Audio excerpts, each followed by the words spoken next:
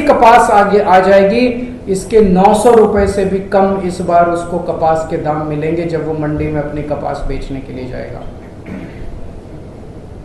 ये तो किसानों के साथ बहुत बड़ा, एक तरह से यूएस के किसानों को मालामाल किया जा रहा है और गुजरात के किसानों को कंगाल किया जा रहा है।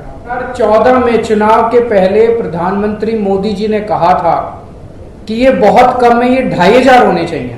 હું કેજરીવાલને પૂછું છું કે ખેડૂતો માટેની ગુજરાતની કોઈ પણ ડિબેટ્સ કરવી હોય, તમે તમારા 10 વર્ષના દિલ્હીના હિસાબો અને દિલ્હીના અને પંજાબના ખેડૂતો માટે કરેલા કામની ચર્ચા જાહેર મંચ પર કરવી હોય, ત્યારે ભરત બોગરાની ભારતીય જનતા પાર્ટીના કાર્યકર્તા તરીકે તૈયારી છે।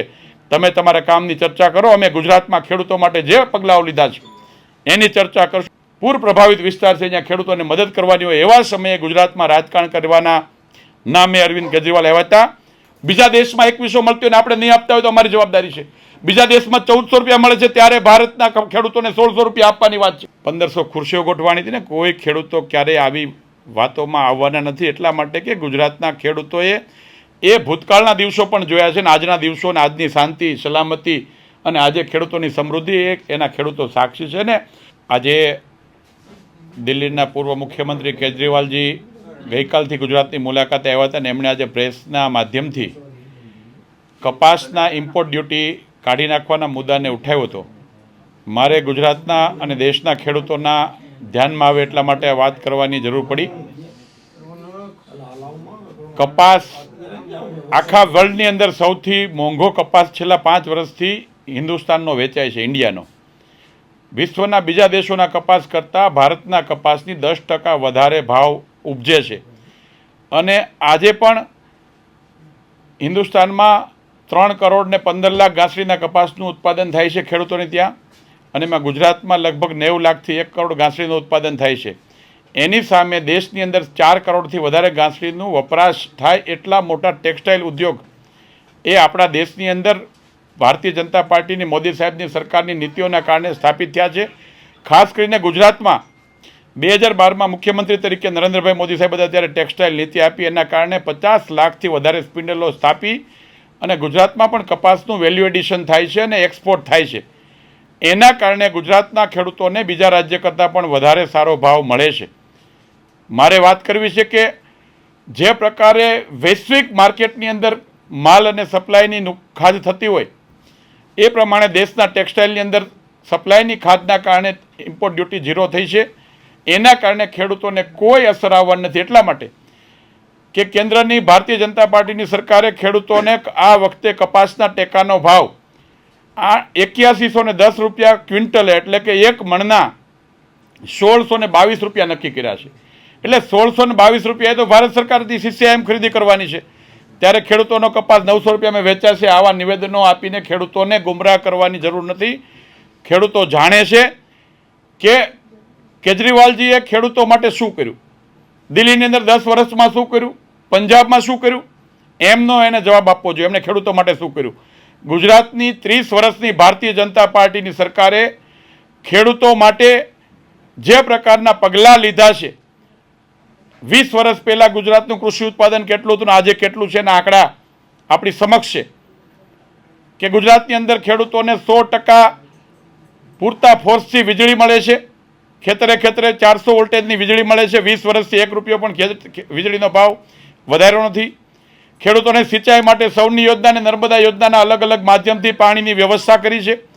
ખેડૂતોને પોષણક્ષમ ભાવ એટલે કે 2014માં જ્યારે ભાજપની સરકાર આવી ત્યારે 800 રૂપિયા કપાસના ટેકાના ભાવ હતા। આજે 2025-26માં હું દાવા સાથે કહું છું કે 1622 રૂપિયા ઐતિહાસિક વર્લ્ડની કોઈ કન્ટ્રીમાં ન હોય એટલી એમએસપી મોદી સાહેબે ગુજરાતના અને દેશના ખેડૂતોને કપાસનો પૂરતો ભાવ મળે એના માટે આપી છે। એક બાજુ દિલ્હીનું 10 વર્ષનું મોડેલ છે કેજરીવાલનું, એમણે આવીને વાત કરવી જોઈએ એમના વાત કામની, અને બીજી બાજુ ગુજરાતનું મોડેલ એ સમગ્ર દેશના લોકોએ સ્વીકાર્યું છે। ત્યારે કેજરીવાલ ગુજરાતના ખેડૂતોની શાંતિ, ગુજરાતના ખેડૂતોની સલામતી, ગુજરાતના ખેડૂતો વચ્ચેનો ભાઈચારો એને ક્યાંક ને ક્યાંક શાંત પાણીમાં પથરા નાખવા માટે, વૈમનસ્ય પેદા કરવા માટે આ પ્રકારના તરકટો કરે છે। એમને ખબર નથી કે આ ગુજરાતના ખેડૂતો છે એ મહેનતુ છે। ગુજરાતના ખેડૂતો કપાસ પકાવવા માટે, મગફળી માટે, આપ જાણો છો કે મગફળીમાં પણ 1542 રૂપિયા ટેકાના ભાવે જાહેર કર્યો છે. ગુજરાતમાં ગયા વખતે 45 થી 50 લાખ મેટ્રિક ટન ઐતિહાસિક મગફળી થઈ હતી. આ વખતે પણ 55 થી 60 લાખ મેટ્રિક ટન મગફળીનું ઉત્પાદન થવાનું છે. એ ગુજરાતના ખેડૂતોની મહેનતના કારણે થાય છે.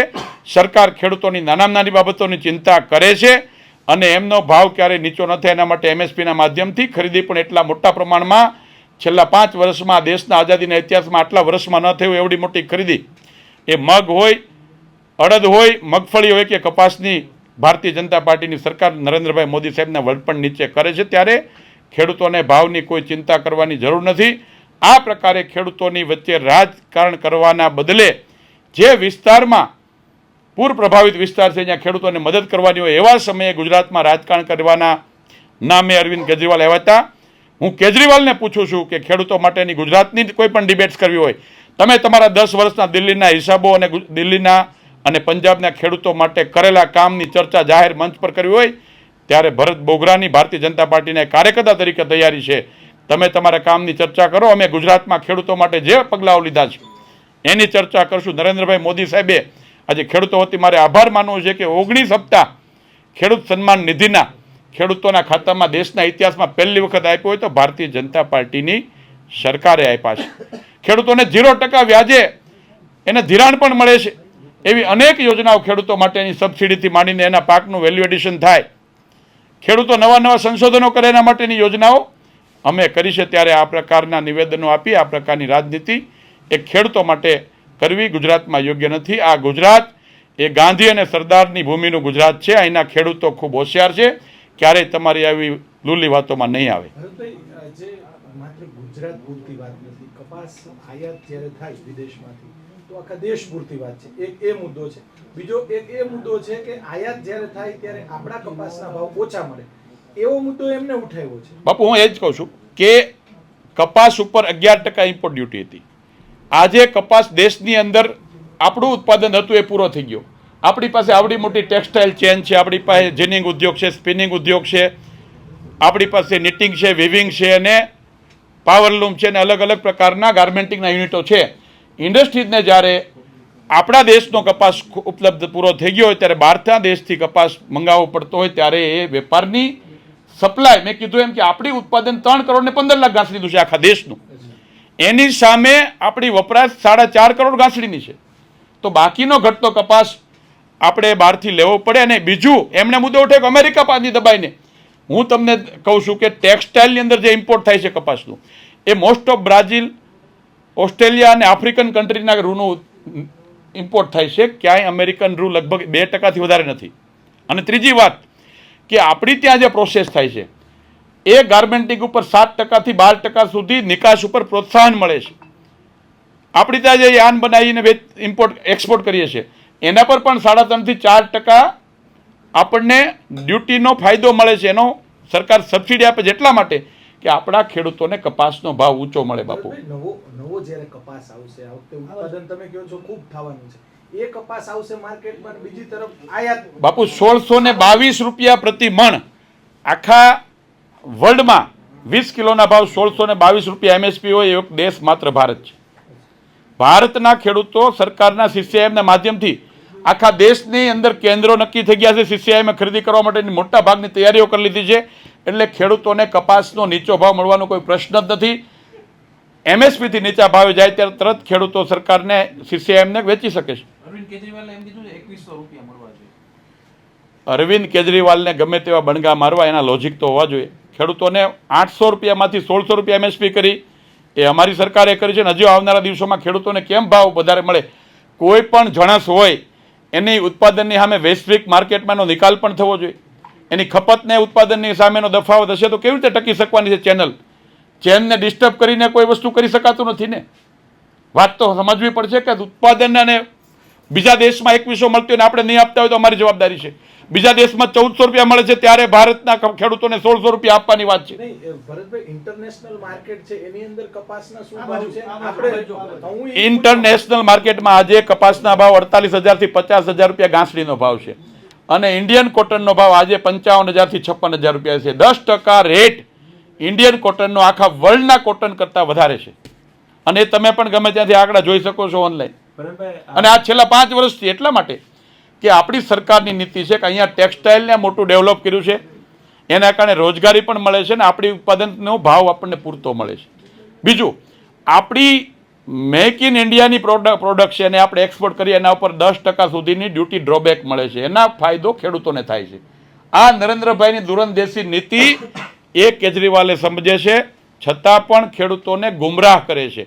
એટલા માટે આ પ્રેસ વાર્તાના માધ્યમથી મારે સાચી વાત લોકોની વચ્ચે મૂકવી પડી છે. ભરતભાઈ, એમને એવું કીધું અર્થશાસ્ત્રના નિયમ મુજબ આ જે માંગ અને પુરવઠો એ વાત તમારી સાચી છે, 1600 રૂપિયાની. એને એવું કીધું કે 2100 મળવા જોઈએ. હવે આપ શું માનો છો કે તમે કપાસના એક વેપારી પણ છો, એક કોટન મિલ પણ ચલાવો છો અને એક ખેડૂત પુત્ર પણ છો, આ બંને વસ્તુ છે તમારામાં, તો તમે શું એ કહેવા માંગો છો ખેડૂતોને બિયારણ, ખાતર, દવા આ બધાના ભાવ આસમાને ગયા છે, તો તમે શું કહેવા માંગો છો, કેટલા મળવા જોઈએ? ચોક્કસપણે ખેડૂતોને ભાવ વધારે સારી રીતે મળવા જોઈએ, પરંતુ મેં પહેલાં કીધું એમ કે વિશ્વના બીજા દેશો કરતાં આપણા ખેડૂતોને 10-15%, 20% ભાવ કેમ વધારે મળે એના માટે સતત ચિંતા થઈ રહી છે. સરકાર પણ ચિંતા કરે છે, અમારી પણ લાગણી છે. અને એટલા માટે જ મેં કીધું એમ કે 1622 રૂપિયા MSP આખા વર્લ્ડના કોઈ પણ કન્ટ્રી આટલા ગેરંટી સાથે ખરીદી કરતો એ એકમાત્ર દેશ ભારત છે. બીજું, ખેડૂતોને ઉત્પાદન વધે એના માટે બિયારણ કેમ સારી રીતે આવે કે જે વીઘાનું ઉત્પાદન વધારે લઈ શકે એના માટેની પણ અમારી 3 મિટિંગો કૃષિ મંત્રી સાથે થઈ હતી અને એના માટેની પણ સરકાર ચિંતા કરે છે. એટલે ખેડૂતોને ખાલી કપાસની, મગફળીની અંદર પણ 1542 રૂપિયાની MSPમાં આખા વર્લ્ડની અંદર કોઈ ખરીદી કરતું હોય તો એ ભારત દેશ છે. એ લાખો ટન મગફળી પણ સરકાર ખરીદે છે.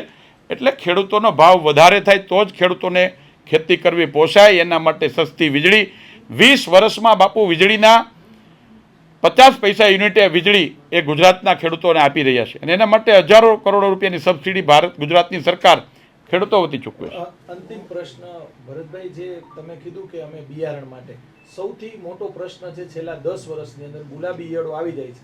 આપને ખ્યાલ હશે કે સૌરાષ્ટ્રની અંદર આ પ્રમાણ વધારે છે ગુલાબી ઈયળ. અમે પણ મીડિયાના માધ્યમ અમે ઘણી વખત આ જે બતાવ્યું પણ છે, તો એના માટે કોઈ વ્યવસ્થા ખરી? કેમ કે લાખો ટન જે કપાસ છે દર વર્ષે ઈયળું ખાઈ જાય છે. કપાસનું બીટી જ્યારે આવ્યું એના પછીની નેક્સ્ટ જનરેશન કપાસ આવે એના માટેના અખતરા અને એના માટેના પ્રયોગો સાયન્ટિસ્ટો કરી રહ્યા છે. લગભગ છેલ્લા સ્ટેજમાં છે ને ટૂંક સમયમાં બહુ ઓછા ટાઈમમાં બીટીનું અપગ્રેડ વર્ઝન પણ આપણા દેશની અંદર આપણા કૃષિ વિભાગના માધ્યમથી આવવાનું છે ને ખેડૂતોને એનો મોટો ફાયદો થવાનો છે. આ જે ખેડૂત પંચાયત જે બોલાવવાના હતા આને તમે કઈ રીતના જુઓ? આ કારણ કે વરસાદને કારણે રદ થયું એવું કહે છે. વરસાદ ન હોત તો પણ ત્યાં કોઈ ખેડૂતો જવાના નહોતા. આપ બધાય જાણો છો કે જે 1500 ખુરશી ગોઠવી હતી, હજારો લાખોની વાતો કરતા હતા મીડિયામાં. આજે ફોટા ખુરશીઓના છે, 1500 ખુરશીઓ ગોઠવાની હતી ને, કોઈ ખેડૂતો ક્યારેય આવી વાતોમાં આવવાના નથી. એટલા માટે કે ગુજરાતના ખેડૂતોએ એ ભૂતકાળના દિવસો પણ જોયા છે ને આજના દિવસો અને આજની શાંતિ, સલામતી અને આજે ખેડૂતોની સમૃદ્ધિ એ એના ખેડૂતો સાક્ષી છે. ને ગુજરાતના ખેડૂતોનો વિશ્વાસ નરેન્દ્રભાઈ મોદી પર હતો, એનો વિશ્વાસ નરેન્દ્ર મોદી પાસે છે અને આવનારા દિવસોમાં પણ ગુજરાતના ખેડૂતોનો વિશ્વાસ નરેન્દ્રભાઈ મોદી સાથે જોડાયેલો રહેવાનો છે. એટલે કોઈ બહારથી આવીને ગમે તેવો કાંકરી ચાળવાનો કરવાનો પ્રયત્ન કરશે તો ગુજરાતનું શાંત પાણી ક્યારેય ડોળાવવાનું નથી. આ બધી મથામણ ચૂંટણી નજીક આવે છે એટલે આમ આદમી કરી રહી છે. સૂત્ર રાખ્યું છે વિસાવદર વાળી થશે. તમને શું લાગે છે, વિસાવદર થવાની શક્યતા લાગે? સૂત્ર ગમે તેમ રાખવું. 10 વર્ષમાં દિલ્હીમાં શું કર્યું મેં કીધું પહેલાં મારી વાતમાં, 10 વર્ષમાં દિલ્હીમાં શું કર્યું એ પણ લોકો, દેશના લોકો જાણે છે. પંજાબમાં શું કર્યું એ પણ દેશના લોકો જાણે. એટલે જ મેં કીધું કે દિલ્હી અને પંજાબમાં શું કામ કર્યું છે એના હિસાબો લોકોની વચ્ચે આવીને ચર્ચા કરવી જોઈએ. અમે 30 વર્ષમાં શું કામ કર્યું છે એના હિસાબો અમે લોકોની વચ્ચે આપશું. જનતા નક્કી કરશે. ગુજરાતની જનતા સમજદાર છે, શાણી છે, એ ક્યારેય કોઈ દિવસે આ પ્રકારના લોકોને સ્થાન આપશે નહીં. એટલા માટે કે એમનો ઇતિહાસ આખો દેશ જાણે છે. ભરતભાઈ, અમેરિકાએ જે ટેરિફ લગાડ્યો એ મુદ્દો પણ કેજરીવાલે ઉપાડ્યો અને એવું કીધું કે હીરા ઉદ્યોગ છે એના ઉપર 50% ટેરિફ લગાડ્યો. એને કારણે સુરતના જે હીરા ઉદ્યોગના કારીગર ટેરિફનો મુદ્દો એ નેશનલ લેવલનો મુદ્દો છે ને, એ ભારતની વિદેશ નીતિ સાથે જોડાયેલો મુદ્દો છે. એની બાબતે હું કંઈ કહું એ વધારે બરાબર નહીં. સુરતના ઉદ્યોગકારો જે હીરા ઉદ્યોગકારો કર્મચારીઓ છે એની વાત કરી છે અને બેરોજગાર બન્યા છે. સુરતના હીરા ઉદ્યોગને પણ કેમ ફાયદો થાય એના માટે મોદી સાહેબ ચિંતા કરે છે અને આવનાર દિવસોમાં બધા જ પ્રશ્નોનો ઉકેલ આવશે. ઓકે.